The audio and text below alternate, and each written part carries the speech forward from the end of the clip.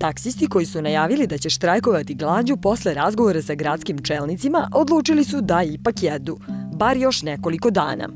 Mi ćemo sačekati jer smo dobili, ponavljam, usmena uveravanja od Siniše Malog i gospodina Vesića, kao i gospodina Ivice Kojića, šefa kabineta premijera, da će to biti rešeno, odnosno da će program potreba o taksi prevozu biti donet do 1. novembra, a da će do 12. novembra biti konačno rešenje da ćemo ostvariti svoje pravo na slobodu preduzetništva i dobiti taksi dozvole. Mi ne tražimo ništa od države, ne znam, zaposlenje u nekom javnom sektoru ili u nekom društvenom preduzeću.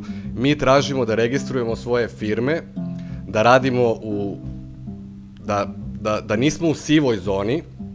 Da nisu odlučili da gladuju, kažu da je to jedino što bi preostalo njihovim porodicama posle usvajanja novog zakona, jer više ne bi mogli ni ovako da rade, odnosno da se snalaze i plate po neku kaznu. Ovu ekstremnu meru tog zakazivanja štrajka glađu smo bukvalno bili prinuđeni, jer nam je životna egzistencija od 12. novembra bukvalno ugrožena, nećemo moći da izdržavamo naše porodice. Voleo bih da predstavite tako javnosti da je ovo bukvalno jedna životna lekcija za sve građane Srbije, da jednostavno moramo da se borimo za naša ustavna prava. Oni tvrde da su i pojedini taksisti protiv izdavanja dozvola novima jer ne žele konkurenciju. Ti predstavnici taksista u radnoj grupi praktično ucenjuju i vrše pritisak na grad Beograd i na vladu da će izaći 5.000, 6.000 ljudi na ulice, da će blokirati grad, da će protestovati i tako dalje, makar se izdala jedna nova taksi dozvola. Radna grupa je organ koji praktično rukovodi taksi prevozom. Sve vreme pokušavaju da stvore neki pritisak i da nas predstave kao problem broj 1 taksi prevoza u gradu, iz prostog razloga zato što nagomilane probleme ne mogu da reše.